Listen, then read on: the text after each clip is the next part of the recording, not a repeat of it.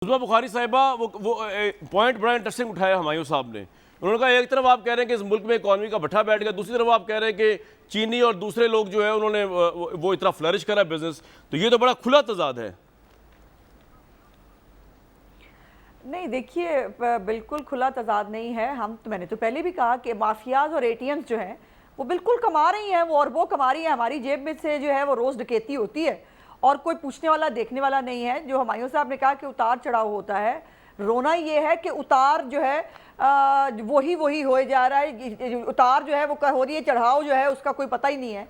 ये नहीं होता है। आपने इमरान खान साहब ने जब कमीशन बनाया शुगर के ऊपर, उन्होंने ये बात एक्सेप्ट करके बनाया कि शुगर के ऊपर डकैती हुई है, माना ना उन्होंने।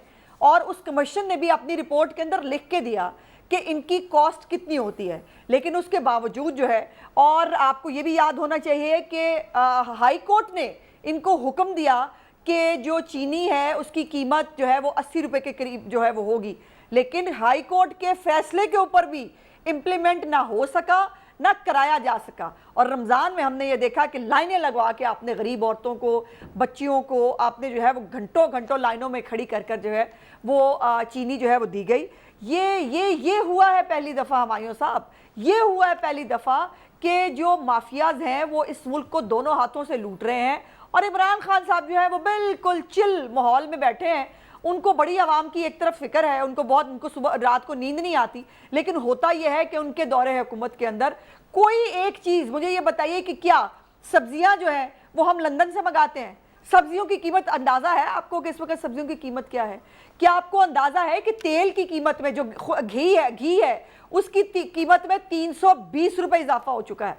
320 रुपए किलो है अब। जवाब देना चाहूंगा। और मुझे ये बताइए कि आप इमरान खान की तकरीर देख के खुश हो जाएं, ये घी की कीमत देखकर, या जो बिजली की कीमत में आपने इजाफा किया 2 रुपए 90 पैसे, उसके बाद आपकी बारी आएगी। पेट्रोल की कीमत में जो हर 15 दिन बाद इजाफा होता है, इमरान खान की तस्वीर देख के खुश हो, उसकी तकरीरें जो है वो गले में डाल ले, करें क्या ये तो बता दें। हमने जाना था इस नए पाकिस्तान में, इस मदीना की रियासत में। चलो जी हुमायूं साहब, हाँ, राइट टू रिस्पॉन्ड। तावीज़ बना लेंगे, बट उसमें असर अब हुमायूं साहब बोलेंगे। उस्मा साहब पेशेंस से सुनिएगा। मुझे ऐसा लग रहा है जैसे इंतहाई मासूम पार्टी हैं जो हैं वो ये बात कर रही हैं। मुझे ज़रा बताइए कि पाकिस्तान की शुगर इंडस्ट्री में सबसे बड़े नाम जो हैं वो दोनों PMLN और पीपल पार्टी की टॉप क़यादत के नाम हैं। ये बिल्कुल फैक्ट है। मुझे ये बताइए कि चोर डाकू कहा जा रहा है, लेकिन सुप्रीम कोर्ट ऑफ पाकिस्तान के बेंचों के तहत जो JITs बनी और उनमें महीनों इन्वेस्टिगेशन हुई, उन इन्वेस्टिगेशंस के बाद PMLN और पीपल पार्टी की टॉप क़यादत के ख़िलाफ़ मुकदमे चल रहे हैं।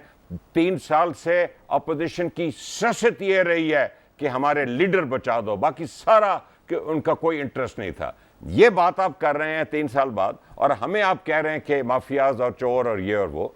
मतलब कहां से आप किस पॉइंट से बात करें? बिलियंस के मुकदमे आपके खिलाफ चल रहे हैं और क्या आप हमें रहे हैं? सबसे बड़ी आपकी जो अपनी इंक्वायरी कमीशन की रिपोर्ट आई शुगर की, सबसे बड़े प्रोड्यूसर जो है वो कंपनीज है जहांगीर तरीन साहब की, सबसे बड़े 20.05 प्रोडक्शन है खुसरो बख्तियार और ये दोनों। तो कहने का मतलब है आप ये तो बिल्कुल फैक्चुअली आपने, I have to correct you here कि आप कह रहे हैं कि जी सबसे बड़ी शुगर प्रोडक्शन जो है ये 2 बड़ी पार्टीज की। आई एम सॉरी, ये आप फैक्चुअली सही नहीं है। हमारी शुगर मिले 3 साल से बंद है। 1 मिनट बात, लेकिन मुझे ये बताइए सब्सिडी ली है कामरान शाहिद, एक पॉइंट प्लीज। जी हुमायूं साहब, क्या आप ये डिनाई कर सकते हैं कि PMLN की टॉप लीडरशिप और पीपल पार्टी की टॉप लीडरशिप का शुगर इंडस्ट्री से कोई ताल्लुक नहीं? Do you want to deny it? नहीं, मैं तो डिनाई नहीं कर रहा। मैं तो कह रहा हूं कि जिस बंदे ने पैसा बनाया अवाम की जेब से लिया।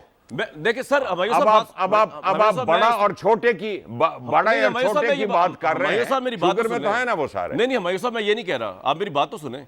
मैं ये बिल्कुल नहीं कह रहा। 1 मिनट उस्मा साहब, 1 मिनट बात आप नहीं कह रहे सर, मेरी अर्ज सुन लें सिर्फ।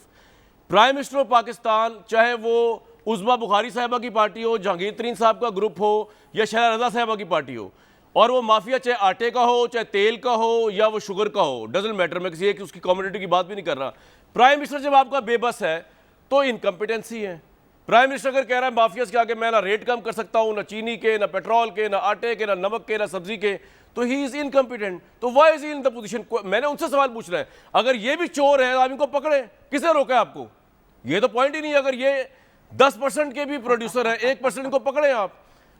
उस्मा बुखारी साहबा, ये हंसने का मुकाम नहीं वैसे कि वो जो कह रहे हैं कि बाकी सभी इस हमाम में सब एक जैसे, चीनी वाले, तेल वाले और आटे वाले। हाँ जी, नहीं नहीं नहीं नहीं, ऐसे नहीं है। नो नो नो नो, ऐसे नहीं है। बात को ट्विस्ट करने की कोशिश ना करें, फैक्ट फैक्ट रहेगा। जो शुगर कमीशन क्यों बना था कामरान साहब, मेरा ख्याल है हमें थोड़ा सा हमायूं साहब को याद कराने की कोशिश प्राइसेस करनी बढ़ी चाहिए। थी इसलिए वो इसलिए बना था कि पता किया जाए कि कीमत जो है वो 70 रुपए से जो है वो 110 रुपए तक क्यों पहुंची। इसलिए बना था कमीशन।